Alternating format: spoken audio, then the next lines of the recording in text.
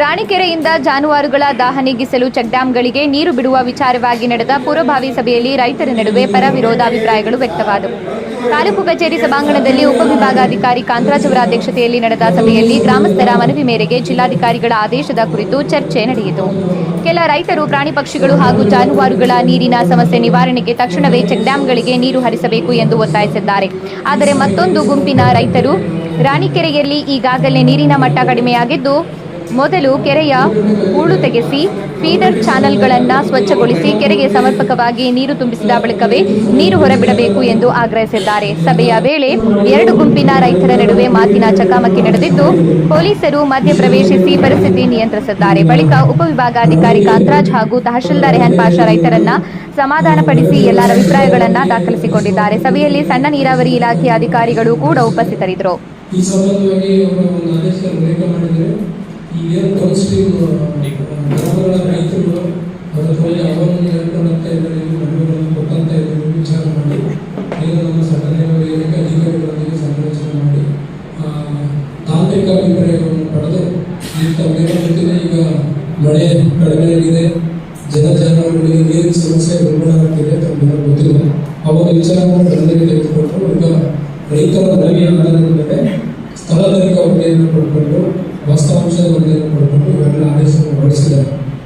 ಈ ಒಂದು ಆದೇಶಕ್ಕೆ ಸಂಬಂಧಪಟ್ಟಾಗೆ ಅಭಿಪ್ರಾಯಗಳು 9 ರೈತರಲ್ಲಿ ಬೇರೆ ಬೇರೆ ಥರದ ಅಭಿಪ್ರಾಯಗಳು ಇರೋದ್ರಿಂದ ಅವರ ಒಂದು ಸಭೆಯನ್ನು ಕರೆದು ಒಟ್ಟಿಗೆ ಎಲ್ಲರನ್ನು ಕರೆದು ಸಮಾಲೋಚನೆಯನ್ನು ಮಾಡಿ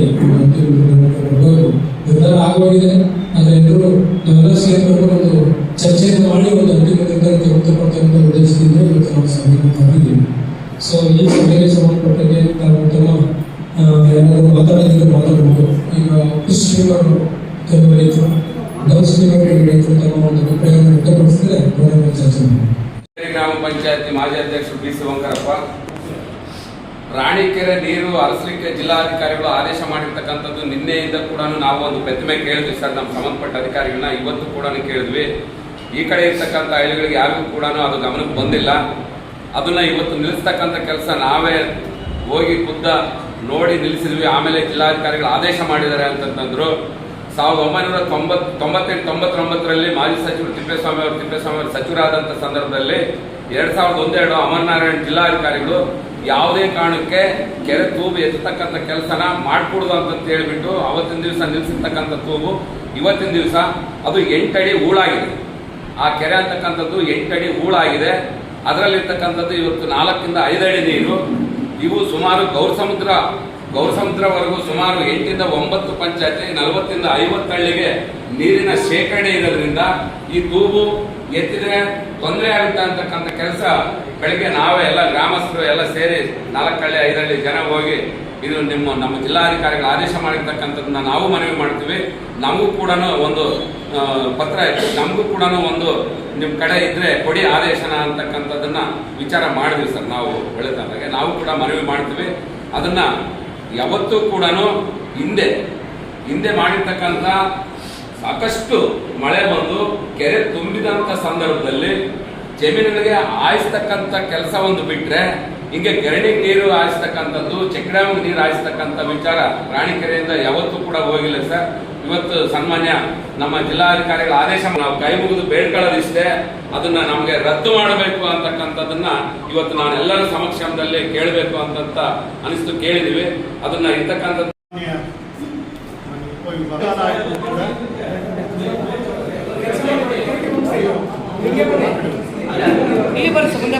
ಈಗ ಪ್ರಸ್ತುತ ಮಳೆಗಾಲ ಆಗಿದ್ರು ಕೂಡ ಬೇಸಿಗೆ ಕಾಲದ ಬಿಕ್ಕಟ್ಟಿನ ಪರಿಸ್ಥಿತಿ ನಮ್ಮಲ್ಲಿ ಇದೆ. ಇಂತಹ ಸಂದರ್ಭದೊಳಗಡೆ ಈಗಾಗಲೇ ಆತ್ಮೀಯರು ಪ್ರಸ್ತಾಪ ಮಾಡಿದ ಹಾಗೆ 2001ರಲ್ಲಿ ತೂಬು ಹಾಕಿರುವಂತಹದ್ದು, ಅಲ್ಲಿಂದ ಇಲ್ಲಿವರೆಗೂ ಕೂಡ ತೂಬನ್ನು ತೆರೆದೇ ಇರ್ತಕ್ಕಂಥದ್ದಕ್ಕೆ ಅದರದೇ ಆಗಿರ್ತಕ್ಕಂತಹ ಹಿನ್ನೆಲೆ ಅನ್ನುವಂತಹದ್ದಿದೆ. ಇದು ಈಗ 8 ಅಡಿ ಊರಿದೆ, ಇದು 8 ಅಡಿ ನೀರಿದೆ.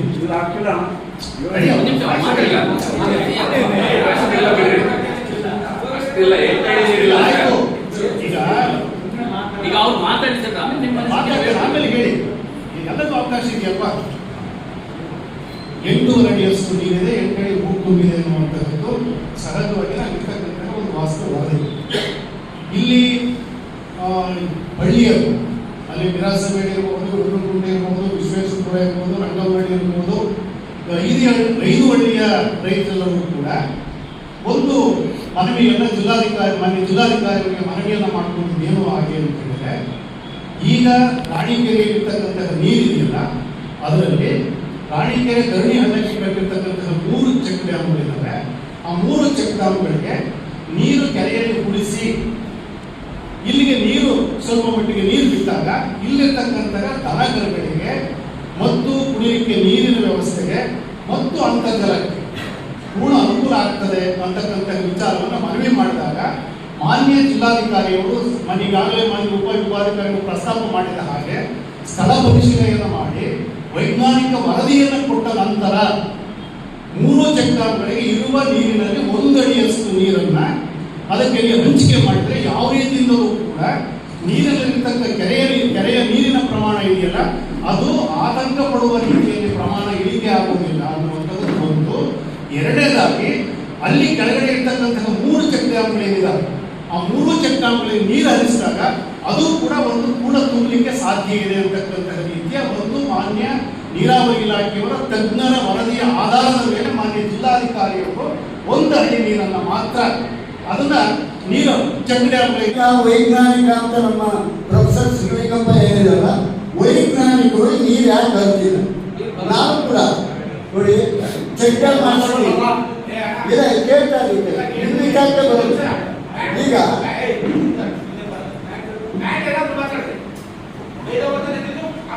ಅಲ್ಲಪ್ಪ, ಈಗ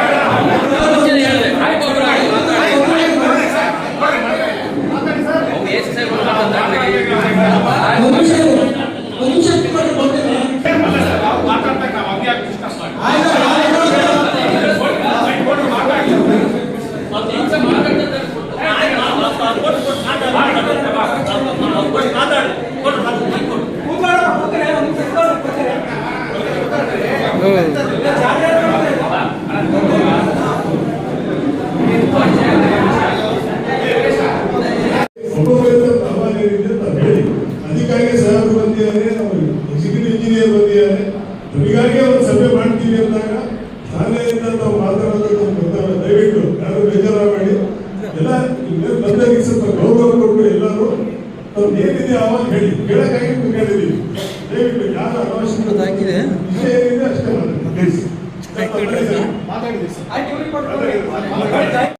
ಅದು ಯಾಕೆ ಟೆಕ್ನಿಕಲ್ ಪಾಯಿಂಟ್ ನಿಂತೋಯ್ತು ಅಂತ ನಾನು ಕೇಳ್ತೀನಿ. ಗದ್ದಲ ಮಾಡಿ ಸರ್, ಖಂಡಿತ ನಾನು ನಿಮ್ಮ ವಿರೋಧಿಯ, ನಾನು ರೈತ ಸಂಘ ಇಲ್ಲಿ ಮುಂದೆ ಇಟ್ಕೊಂಡು ಮಾತಾಡ್ತೇನೆ. ನೀವೆಲ್ಲ ಅನ್ನ ತಗೊಂಡು ವೈಜ್ಞಾನಿಕವಾಗಿ ಸಿದ್ದೈಕೋಟಿಂದ ನಾನಿಕೇರಿ ರೆಗ್ಯುಲರ್ ಮಳೆಗಾಲದಲ್ಲಿ ಆಮೇಲೆ TMC 25 TMC ನೀರು ಬಿಟ್ಟಾಗ ನೀರು ಬರ್ತಾ ಇತ್ತು. ಈಗ ಯಾಕೆ ಬರಲ್ಲ? ನಿರಂತರವಾಗಿ ನೀವು ನಡೆಸ್ಕೊಂಡು ಹೋಗ್ಬಿಡ್ತಾರ, ನಿಮ್ಮೆಲ್ಲ ಚೆಕ್ಕಾಗ್ದು ನೀರು ಬರುತ್ತಲ್ಲ. ನಾನು ಆ ಭಾಗದ ರೈತ 300-400 ಚೀಲ ಭತ್ತ ಬೆಳಿತೀನಿ, ಈ ಗಂಟೆಗೆ 2000 ಕ್ಯೂಸೆಕ್ಸ್ ನೀರು ಹಾಕಕ್ಕೆ ಹೋಗುತ್ತಲ್ಲ. ಅದರಿಂದ ನಿಮ್ಗೆ ಬೇಕಾಗಿದ್ರೆ ನಾನು ಇನ್ನೊಂದು ಸಮಯ ಹೇಳ್ತೀನಿ. ಯಾಕಂದ್ರೆ ರೈತ ಸಂಘ ಚಳುವಳಿಗೆ ಸಾವಿರಾರು ಜನ ಬರ್ತೀವಿ, ನಮ್ಮ ಇನ್ನೂ ಸಮಸ್ಯೆ ಇದ್ದಾವೆ. ಎಷ್ಟು ಸಮಸ್ಯೆ ಇದ್ದಾವೆ ಸರ್ಕಾರದಾಗ, ಅದು ಬೇಡ, ಅದು ಮಾತಾಡ್ತಾರೆ.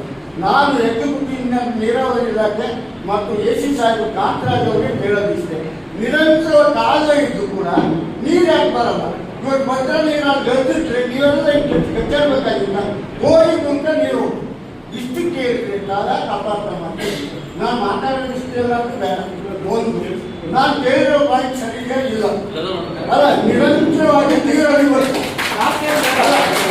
ನಿರಂತರವಾಗಿ ನೀರು ಅಳಿಬೇಕಾದ್ರೆ ಸ್ವಲ್ಪ ನೀರು ನಿರಂತರವಾಗಿ ನೀರು ಅಳಿಬೇಕಾದ್ರೆ 2000 ನೀರು ಹೋಗ್ತಲ್ಲ. ಆ ನೀರು ರಾಣಿಕೆರೆಗೆ ನಿಮಗೆ ಈ ಸಮಸ್ಯೆ ಇರಲ್ಲ. ನಾನು ಮೂಲಭೂತ ಪ್ರಶ್ನೆ, ಇವತ್ತು ಇರೋ ನೀರಲ್ಲಿ PDMದಲ್ಲಿ ಕೇಳ್ತೀರಾ, 2001ರಲ್ಲಿ ಗೊತ್ತಾಗಿರೋ ಅದು ಕೋಳಿ ಈ ಕರಿಬೇಡಿ ಇರ್ತಾವೆ. ನಿರಂತರವಾಗಿ ವೇಗವತಿ ನೀರು ಭದ್ರ ನೀರು ಇರ್ತಿದ್ರೆ ಈ ಸಮಸ್ಯೆ ನೀರು ಒಳಗಡೆ ಬರುತ್ತೆ ಅನ್ನೋದು ಯಾರು ಕೂಡ ನಂಬಿಕೆ ಇಲ್ಲ. ಈಗ 10,000 ನೀರನ್ನ ಹೊರಗಡೆ ಕಳಿಸ್ತೀವಿ ಅಂತಂದ್ರೆ ಈಗ ಬರಗಾಲದಲ್ಲಿ ಆ ತುಂಬಿರ್ತಕ್ಕಂಥ ಅರ್ಧ ಇರ್ತಕ್ಕಂಥ ಕೆರೆ, ಈಗ ಆಲ್ರೆಡಿ ಅರ್ಧ ಕೆರೆ ಅದನ್ನು ಪೂರ್ತಿ ಜಾಸ್ತಿ ಇಲ್ಲ, ಸರಿಸುಮಾರು 1907ರಲ್ಲಿ ರಚನೆ ಆಗಿರ್ತಕ್ಕಂಥ ಕೆರೆ ಅದು ಇವತ್ತಿನವರೆಗೂ ನಮ್ಮ ಭವಿಷ್ಯ ನಮ್ಮ ಯಜಮಾನರದ್ದು ಗೊತ್ತಿದೆಯೋ ಗೊತ್ತಿಲ್ಲ. ಕೆರೆಗಳು ಇಟ್ಟಿರೋ ಕಾರ್ಯಕ್ರಮ ಇವತ್ತಿನವರೆಗೂ ಆಗಿದೆ. ಎಷ್ಟು ಕಡೆ ಒಳಗಡೆ ಮುಗಿದಿದೆ, ಎಷ್ಟು ಆಳ ಒಳಗಡೆ ಹೆಸರು ತುಂಬಿಕೊಂಡಿದೆ ಅನ್ನೋದು ಇವತ್ತಿನವರೆಗೂ ಯಾರಿಗೂ ಗೊತ್ತಿಲ್ಲ. ಆಮೇಲೆ ಅಲ್ಲಿರ್ತಕ್ಕಂಥದ್ದು ಏನು ಅದಕ್ಕಿಂತ ನೋಡಿದ್ದೀವಿ ನಾವು ಚಿಕ್ಕದಿಂದ ಅದನ್ನ ತುಂಬಿರ್ತಕ್ಕಂಥದ್ದು ನಾವು ಮಣ್ಣಾಕಿರ್ತಕ್ಕಂಥ ಘಟನೆಗಳು ಸಹ ನಡೆದಿದ್ದಾವೆ. ನಾನು ಮುಗಿಸ್ತೀನಿ, ಆಮೇಲೆ ನಿಮ್ಮ ಮಾತಾಡೋದು ನಿಮ್ಮ ಅಭಿಪ್ರಾಯ ವ್ಯಕ್ತಪಡಿಸಿ, ಯಾಕಂದ್ರೆ ಮುಕ್ತವಾದಂಥ ವೇದಿಕೆ ಸಿಕ್ಕಿದೆ.